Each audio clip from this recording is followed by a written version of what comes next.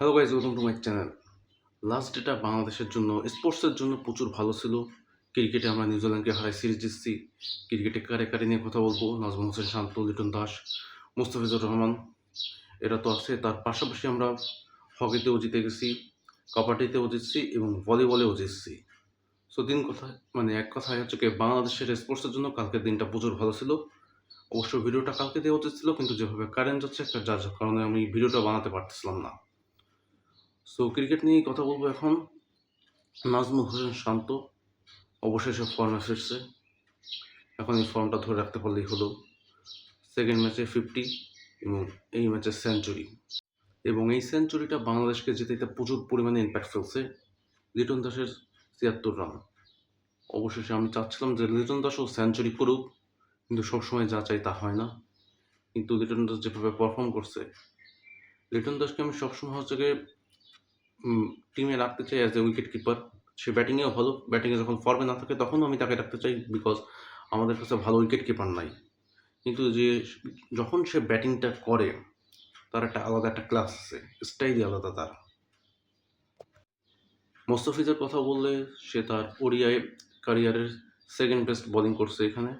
5টা উইকেট নিচ্ছে 30 রান দিয়ে মাত্র, তাও আবার 9 ওভারে। তার বেস্ট ছিল ইন্ডিয়ার এগেন্সটে 2015, সেখানে সে 6টা উইকেট নিয়েছিল। এবং তার টপ 5-এর মধ্যে ইন্ডিয়ার সাথেই 3টা বেস্ট আছে, আর একটা আছে জিম্বাবুয়ের সাথে, আর লাস্ট ম্যাচে সেকেন্ডে যেটা হলো নিউজিল্যান্ডের সাথে। নাহিদ রানার যেভাবে বোলিং করছে গতিতে, তানভীর এখানে একটু বেশি মার খেয়ে গেছে।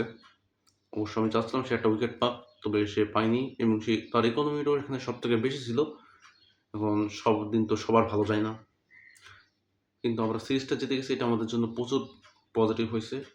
ফার্স্ট ম্যাচটাও আমরা জিততে পারতাম, ওটা যদি আমরা জিতে যেতাম এখন আমরা র্যাঙ্কিংয়ে 9তে আসি, 1 লাফে 6তে চলে যেতাম। কিন্তু যাই হোক, এখনও আমাদের কাছে সুযোগ আছে। অস্ট্রেলিয়ার সাথে খেলা আছে। হ্যাঁ, অস্ট্রেলিয়া অনেক শক্তিশালী দল, কিন্তু তারা খেলতে বাংলাদেশেই আসতেছে, এবং আমরা হোম গ্রাউন্ডে কেমন খেলি সেটা তো আপনারা জানেনই ভালো। একটা নিউজিল্যান্ডের প্লেয়ারের নামও আমি নেব, সম্ভবত কি নাম, ফক্স, পুরো নামটা মনে নাই। কিন্তু সে যেভাবে আজকে ব্যাটিং করছে, প্রথমে তো প্রচুর ডট বল নিচ্ছিল, কারণ টিম একটার পর একটা আউট হয়ে যাচ্ছিল, এবং এই ম্যাচে তার কারেন্ট চলে গেছে। সো ফ্রেন্ডস, যেহেতু কারেন্ট চলে গেছে, আমরা ব্যালকনিতে চলে এসেছি। ফক্সের কথা বলতেছিলাম। ফক্স প্রচুর সারপ্রাইজ করছে আমাকে। প্রথমে সে যখন ব্যাটিং করতেছিল, যত রান নিয়েছে তার থেকে ডবল ডট বল খাইছে। কিন্তু যখন লাস্ট উইকেট বাকি আছে, সে বুঝতে পারছে তার যদি টিমে টিকে থাকতে হয় তাহলে এখনই কিছু করতে হবে। তারপর যেভাবে 4 আর 6 মারলো, 15 রান থেকে 75 রানে করছে। এই পর্যন্ত যাওয়া মানে প্রচুর বড় সারপ্রাইজ। তো কারেন্ট যেহেতু নাই, বেশি বক করবো না। আজকের ভিডিওটা এই পর্যন্তই। আশা করি ভিডিওটা ভালো লাগছে। ভালো লাগলে অবশ্যই চ্যানেলকে সাবস্ক্রাইব করে দেবেন, ভিডিওটাকে একটা লাইক করে দেবেন, এবং বাংলাদেশের যে কোনো স্পোর্টসের জন্য আমার চ্যানেলকে সাবস্ক্রাইব করবেন। Thank you so much for watching.